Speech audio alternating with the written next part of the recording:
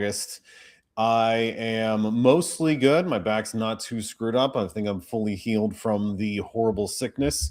So, time to get back into streaming so I can quit my counselor job and just be another YouTube star and go mad with power. My so a couple things. My brother and friend both recommended a section of this podcast that I wanted to react to because if I'm not reacting to it, I'm not going to watch it. But let's see what we got here. We got Josh Hawerton on the Shawn Ryan show. This is the war for Christianity. Now, I'm not really Christian. I'm pretty agnostic, but I was raised Catholic. And we're going to see what's going on here. All right. What happens to most people, in my opinion, is honestly, man, they never fully realized what happened to them and is still happening to them because of what happened to them. And it's like, you can't forgive what you didn't identify. Okay. I can't solve a problem that I didn't define. Okay. If I can't define it, I can't solve it. So I got a buddy that recommended this, and I've been recommending it for years. Is that parable in Matthew 18? It says that when somebody sins against you, it is as if a debt has been incurred. That person took something from you. Okay. So in your analogy, that person may have taken your ability to feel at ease and safe around pastors away from you. I hope the Lord redeems that. And I would just say to anybody, this is not about you. This is just about anybody. Anybody who receives a wound, anybody, Satan will get in there and try to capitalize on it. And that's the prison.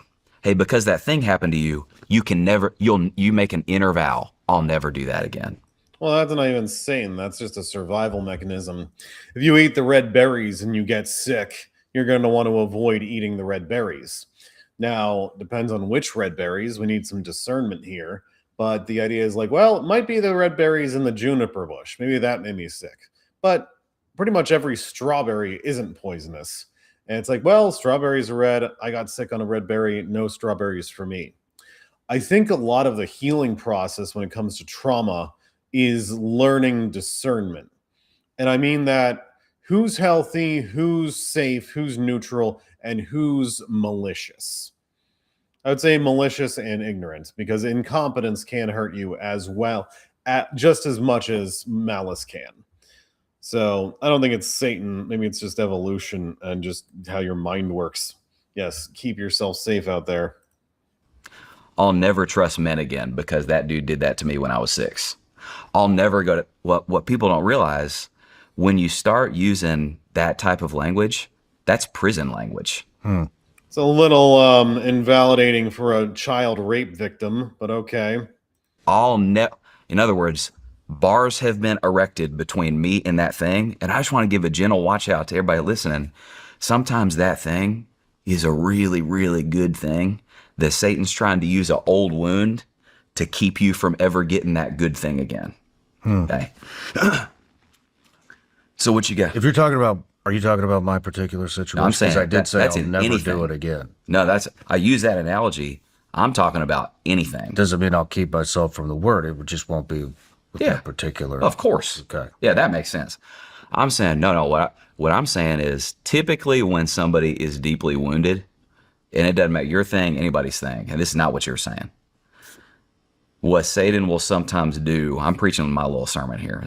What Satan will sometimes do is get them to make an inner vow. Like, let's say a girl is abused when she's 7 by her uncle.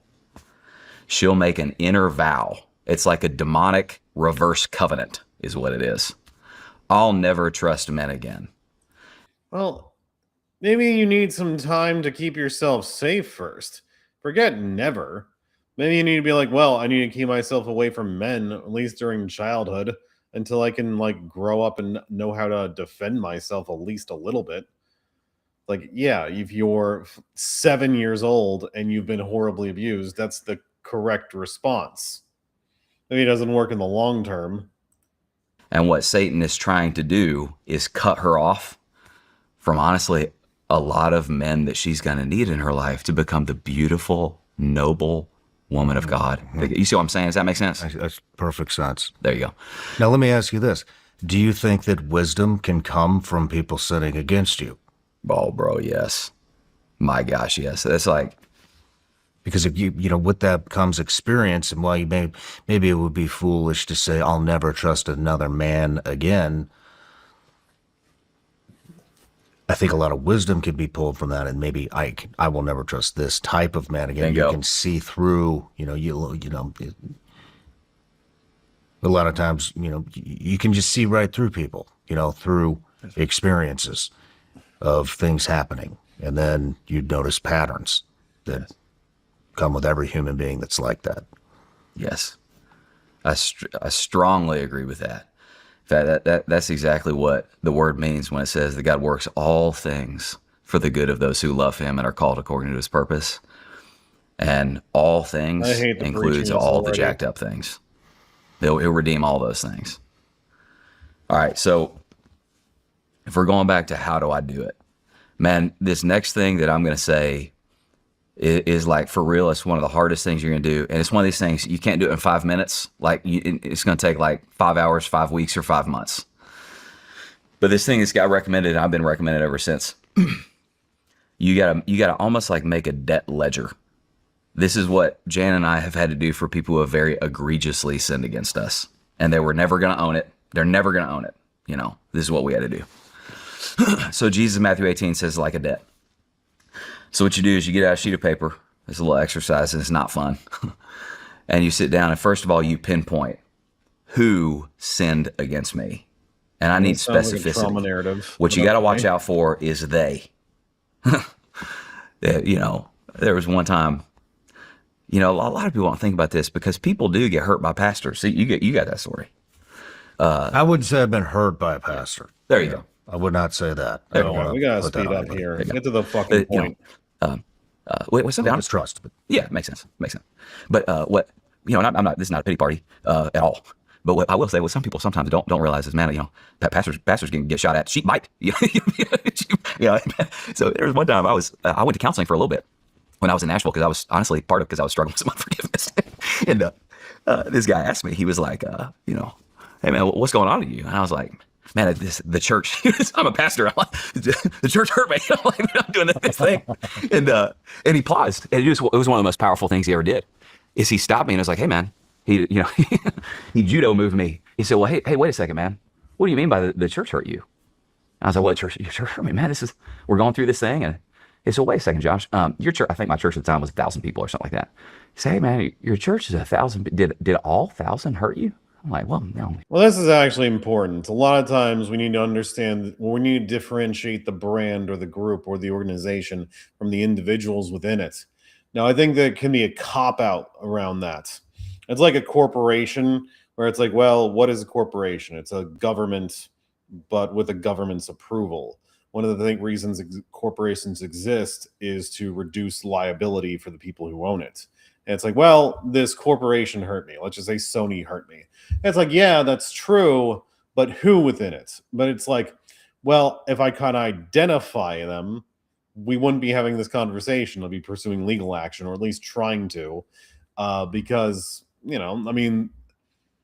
I think in a lot of ways you have to be very discerning around who in the organization is hurting you. But on the other hand, at a certain point, if the population of the corporation become 51% demons, maybe it's the corporation itself. Maybe it's the entire structure, or enough of the entire structure that it's immaterial to separate them. Shut up. No. He said, well, hey, man, here's what I want you to do. Write down the names of every single person who actually hurt you.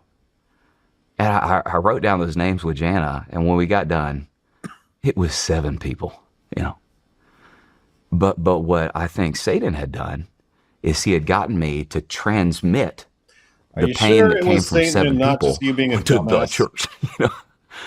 So what you got to do is it starts with getting like specificity. Who specifically sinned against me? I think step 2, and it's not fun, is you got to take inventory of what was taken from you, right? It's like, I'll give an example that probably a lot of guys that listen to this podcast, like, man, you better watch out. This will get you. Is your story is one time you stood at altar and you said, "Till death do us part," and you meant it. And then one day you woke up and found out she didn't.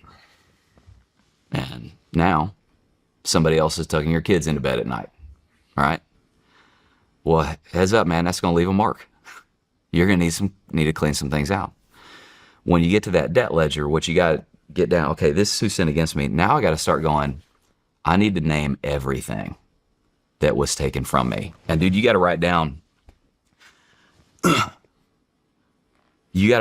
like all the stuff. Like, man, it's hard for me to, let's say this example I just used. It's hard for me to trust women anymore. That was taken from me. Man, I spent 8 months of my life not sleeping good and drinking too much because of that girl. Hey, what was taken from me is half my income. What was taken from me is all the job opportunities that I would have had if I'd have been able to focus for that year on my career. Hey, do you know what was taken from me? The ability to, now I see my kids, 50% of the time. I just lost 50% of being in debt. Like, you got to get down and like, and the reason I say that, man, is people who don't do that, like, if you don't get like, this is what's going on, what's taken from me. You can't cancel a debt that you never inventoried. And if you don't do that, like, okay. Now, once you got your debt ledger, okay, and that'll take you a minute. You have two choices of what you're going to do with that. And the first one, they both suck, but in different ways. You can hang on to it. I'm gonna keep this debt ledger for the rest of my life, And everywhere I go, everybody's gonna know the reason I'm pissy and angry and crotchety is. I know a counselor like that up north. Every time he was part of the one of the social groups, every time we hung out, he complained about his ex-wife. And it's like, when was the last time you saw her? 15 years ago. I was like, are you still complaining about your ex-wife? And I'm like, I was up there for several years. Literally every social engagement, every single thing with this group that I was a part of. I'm like, you're a counselor. Shut up about your freaking wife or ex or whatever. Everybody's going to know. It's because they did this and I'm holding on to the debt. And actually, and I will say this. One of the biggest reasons nobody likes to talk about that people don't forgive is because if they forgive somebody, they lose the excuse for why they act like they do. More importantly, it feels like a surrender. It's unfair. It's an injustice. And the first things first, people fuck up forgiveness so much. Forgiveness is in a lot of ways outside of your control. Forgiveness is a natural part or end part of the healing process. You engage in healing your wounds, your actual hurts, the things that have happened to you, and somewhere along the line between the tears and the acceptance and the screaming and the raging and the reaching some level of peace and acceptance, you realize, oh, I mean, I don't forgive the person, but I've reached some level of acceptance here where I can let go, whether mindfully or just automatically. In a lot of ways, forgiveness is outside of your control. Now, mindfully letting go is in your control, but a lot of people say they forgive others, but they never really got through the process, and the resentment and the hurt is still underneath the surface. It's just buried. And it's like, I remember that, like, this is the thing I talk to my clients about all the time. It's like, oh, you're saying you forgive this person who hurt you, but we can't have a conversation about this person without you bringing up every time they've hurt you, including the times you say you forgave them for. You're allowed to be pissed. You're allowed to be hurt. But don't say you've mindfully chosen forgiveness when that wasn't really within your control yet.